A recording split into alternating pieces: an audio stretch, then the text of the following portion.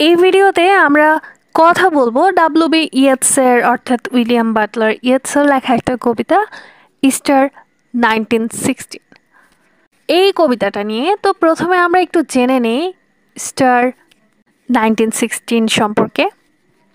এটি William Butler ইয়েটসের একটি অন্যতম বিখ্যাত রাজনৈতিক কবিতা, যা তিনি 1916 সালের ইস্টার বিদ্রোহ বা ইস্টার রাইজিংকে ঘিরে রচনা করেছিলেন। তো চলো আমরা একটু ছোট করে জেনে আসি স্টার বিদ্রোহ বা স্টার রাইজিং কি। স্টার বিদ্রোহ ছিল আইরিশ স্বাধীনতার জন্য পরিচালিত একটি সশস্ত্র আন্দোলন, যা শুরু হয়েছিল 1916 সালের 24শে এপ্রিল ইস্টার সোমবারে এবং চলে 6 দিন। এটি ডাবলিন শহর কেন্দ্রিক হলেও আয়ারল্যান্ড এর অন্যান্য কিছু অংশেও সংগঠিত হয়েছিল। এই বিদ্রোহের নেতৃত্বে ছিলেন আইরিশ জাতীয়তাবাদী নেতারা, যারা চেয়েছিলেন ইংল্যান্ডের কাছ থেকে সম্পূর্ণ স্বাধীনতা। আমরা আরেকটু বিস্তারিত জানি পটভূমি সম্পর্কে। আইরিশটা দীর্ঘদিন ধরে ব্রিটিশ ঔপনিবেশিক শাসনের অধীনে ছিল। 1801 সালে অ্যাক্ট অফ ইউনিয়নের মাধ্যমে আয়ারল্যান্ড ব্রিটিশ সাম্রাজ্যের অংশ হয়ে ওঠে। আইরিশরা ধীরে ধীরে হোম রুল বা স্বায়ত্তশাসনের দাবি তোলে। প্রথমে বিশ্বযুদ্ধ চলাকালে অর্থাৎ 1914 থেকে 1918 ব্রিটেন যখন সেই বিশ্বযুদ্ধে ব্যস্ত, সেই সুযোগে কিছু আইরিশ বিদ্রোহী নেতা পুরোপুরি স্বাধীনতা আদায়ের লক্ষ্যে বিদ্রোহ করার সিদ্ধান্ত নেন। বিদ্রোহে নেতৃত্ব দেয়া 7 জন মূল নেতাকে বলা হয় দ্য 7 সিগনেটরিজ অব দ্য প্রোক্ল্যামেশন, কারণ তারা আইরিশ রিপাবলিক ঘোষণাপত্রে স্বাক্ষর করেছিলেন। তাদের মধ্যে প্রধান কিছু নেতারা হলেন Patrick Pearse, James Connolly, Thomas MacDonagh, Joseph Plunkett, Thomas J Clarke সহ আরও অনেকে। এখানে কাউন্টেস মার্কিভিস নামের একজন নারী যোদ্ধাও ছিলেন। অন্যদিকে মাইকেল কলিন্স, যিনি পরে আইরিশ স্বাধীনতা সংগ্রামে নেতৃত্ব দেন।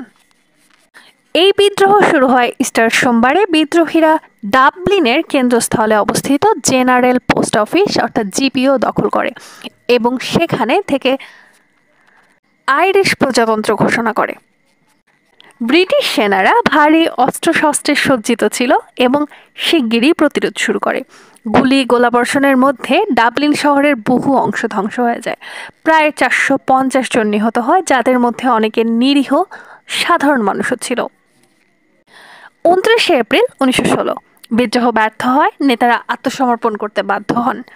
উইলিয়াম বাটলার ইয়েটস বিদ্রোহের প্রতিক্রিয়ায় লিখেছিলেন বিখ্যাত কবিতা ইস্টার 1916, যেখানে তিনি বলেছেন, All changed utterly. A terrible beauty is born. তো চলো আমরা একটু কবিতা সম্পর্কে জেনে আসি এবার। প্রথমে আমরা জেনে আসি কবিতার প্রথম 7 লাইন সম্পর্কে একটু। প্রথম লাইন বলছে, I have met them at close of day. দিনের শেষে আমি ওদের সঙ্গে দেখা করেছি। কাদের সঙ্গে সেটা আমরা একটু জানি। Coming with vivid faces from counter or desk among grey. উজ্জ্বল মুখে তারা ফিরেছে দোকান বা অফিস থেকে। Counter or desk among grey 18th century houses, পুরনো ধূসর অষ্টাদশ শতকের বাড়ির ভেতর থেকে।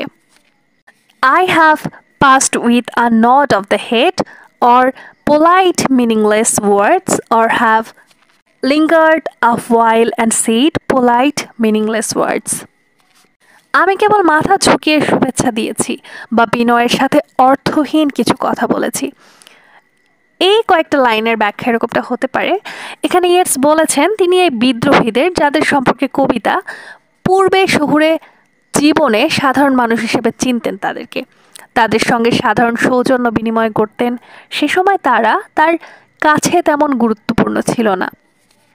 এখানে আমরা দেখতে পাই জাক্সটাপোজিশনের ব্যবহার, vivid faces versus grey houses এখানে আমরা দেখতে পাই, এবং সাথে আয়রনিও লক্ষ্য করা যায়, polite meaningless words। অর্থাৎ এই যে স্ট্যান্ডাটা আছে, এই স্ট্যান্ডাটার ওভারঅল একটু হিডেন মিনিং সম্পর্কে বলতে গেলে বা গোপনভাবে অর্থ বলতে গেলে গোপনার্থ, এরা তখন ছিল নিস্তরঙ্গ জীবনযাপনকারী মানুষ, যাদের তিনি বিদ্রোহের আগে চিনতেন, যাদের ভেতরের শক্তি কবির অজানা ছিল। অর্থাৎ এদের মতো সাধারণ মানুষ যে এরকম কিছু করতে পারে, এটা কবির অজানা ছিল। আচ্ছা, এবার আমরা 8 থেকে 12 লাইন একটু পড়ি। And thought before I had done, আমি কথা বলার মাঝেই ভাবতাম, of a mocking tale or a গিভ, to place a companion around the fire at the club, being certain that they and I but lived where mortally is on. আমি কথা বলার মাঝেই ভাবতাম কিভাবে তাদের নিয়ে রসিকতা করব বন্ধুদের সামনে ক্লাবে, কারণ আমি নিশ্চিত ছিলাম আমরা ও তারা সবাই এক কৌতুকপূর্ণ জীবনের বাসিন্দা। অর্থাৎ প্রথম দিকের কথা বলছেন। কবি তখন তাদেরকে হালকা মনে করতেন, তাদের কর্ম চিন্তা তেমন গুরুত্ব পায়নি কবির কাছে। এখানে আমরা মেটাফোর ব্যবহার দেখতে পাই। মটলি মানে জোকারের পোশাক, জীবনকে হাস্যরসাত্মক নাটক হিসেবে উপস্থাপন করেছেন কবি এখানে। ওভারঅল মিনিংটা এরকম হতে পারে, সামাজিক স্বাভাবিকতায় ঢাকা থাকা মানুষের অন্তর্নিহিত শক্তি ও বলিদান কবি তখন উপলব্ধি করতে পারেননি। পরের লাইন বলছে, all change আটারলি, a terrible beauty is born, সব কিছু বদলে গেছে, একেবারে বদলে গেছে, এক ভয়ঙ্কর সৌন্দর্যের জন্ম হয়েছে। এই লাইন দুইটা এই কবিতার সব থেকে বিখ্যাত লাইন। ইস্টার বিদ্রোহের পর মানুষদের প্রতি কবির দৃষ্টিভঙ্গি বদলে যায়। তারা আর কেবল দোকানি, শিক্ষক, কর্মচারী নয়, তারা বীর, তারা শহীদ। এখানে আমরা অক্সিমরনের ব্যবহার দেখতে পাই, টেরিবল বিউটি। অন্যদিকে রিপিটেশন ফর এমফাসাইজ, অর্থাৎ রিপিটেশন করা হয়েছে একটু জোর দেওয়ার জন্য বা একটু হাইলাইট করার জন্য। এই লাইন দুইটার মানে এরকম হইতে পারে, বিদ্রোহের রক্তপাত ও মৃত্যুর মধ্য দিয়ে এক নতুন রাজনৈতিক চেতনার জন্ম হয়েছে যা ভয়ানক এবং মহিমাময়। পরের লাইন বলছে, that women's days were spent in ignorant goodwill, a terrible beauty is born. একজন নারীর দিনের সময় কাটত সরল সদিচ্ছায় আর রাতগুলো তর্কে। যতদিন তার কণ্ঠ কর্কশ হয়ে ওঠে, অথচ সে সময় ছিল যুবতী সুন্দরী, আর তখন তার কণ্ঠ ছিল সবচেয়ে মধুর। এখানে সম্ভবত কাউন্টেস মার্কিভিজের কথা বলা হয়েছে, যিনি নারী যোদ্ধা ছিলেন, যার কথা আমি একটু আগে উল্লেখ করেছি, যিনি বিদ্রোহে অংশ নিয়েছিলেন। ইয়েটস তার অতীতের স্মৃতি ও বর্তমানের পরিবর্তন তুলে ধরেছেন। এখানে আমরা কন্ট্রাস্ট এবং ইলিউশন দেখতে পাই। এই লাইনগুলোর মানে এরকমটা হতে পারে যে যুদ্ধ ও আদর্শ মানুষের স্বভাব চরিত্রকে পাল্টে দেয়, এক মধুর প্রাণী হয়ে ওঠে কঠোর সংগ্রামী। নারী বলতে আমরা সাধারণত বুঝি অনেক কোমল স্বভাবের উত্তরাধিকারিণী, কিন্তু এই একজন কোমল নারী কিভাবে হয়ে ওঠে কঠোর সংগ্রামী, সেটা সত্যি ভাববার বিষয়। পরের লাইনগুলো দেখো, 23 থেকে 36 লাইন আমি পড়ছি না, আমি একটু জাস্ট লাইনগুলোর মানে বলছি, কারণ ভিডিওটা অনেক বড় হয়ে যাবে। This man had kept a school থেকে আ টেরিবল বিউটি ইজ বর্ন। এই ব্যক্তি শিক্ষকতা করতেন, এখানে একজন ব্যক্তির কথা বলেছেন। তিনি কবিতার পাখা মেলে উঠতেন। আরেকজন ছিল তার সহযোগী, ভবিষ্যতে হয়তো বিখ্যাত হতেন কারণ তিনি ছিলেন সংবেদনশীল দার্শনিক। তবে অন্যজন ছিল দাম্ভিক ও মাতাল, যিনি কবির হৃদয়ে প্রিয়জনদের কষ্ট দিয়েছিলেন। তবুও তাকেও কবি এই বীর গাথায় অন্তর্ভুক্ত করেছেন। এখানে কবি ব্যক্তিগত অনুভূতির ঊর্ধ্বে উঠে বিদ্রোহীদের সাহস ও আত্মত্যাগকে স্বীকৃতি দিচ্ছেন।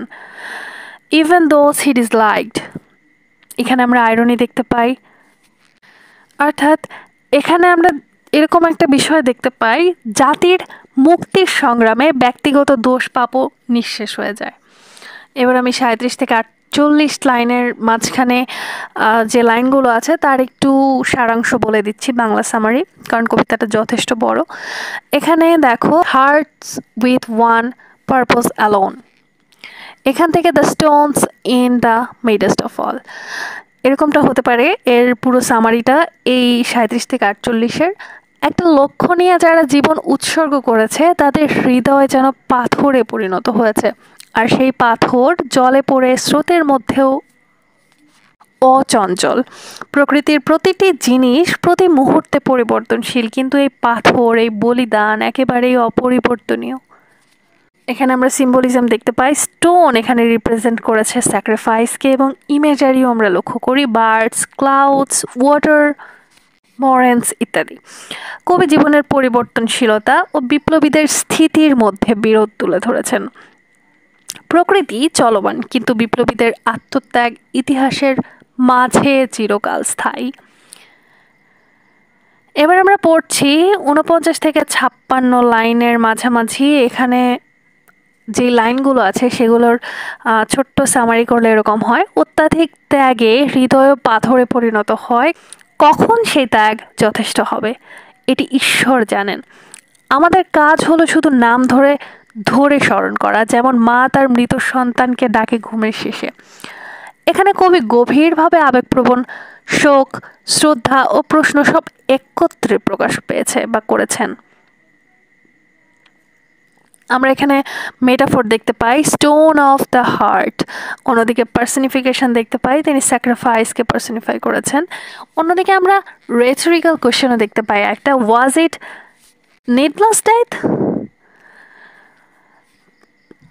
এখানে কবি মৃত্যুর ন্যায়তা নিয়ে সন্দেহ করেছেন, তবে শহীদদের স্বপ্নকে শ্রদ্ধা জানাচ্ছেন।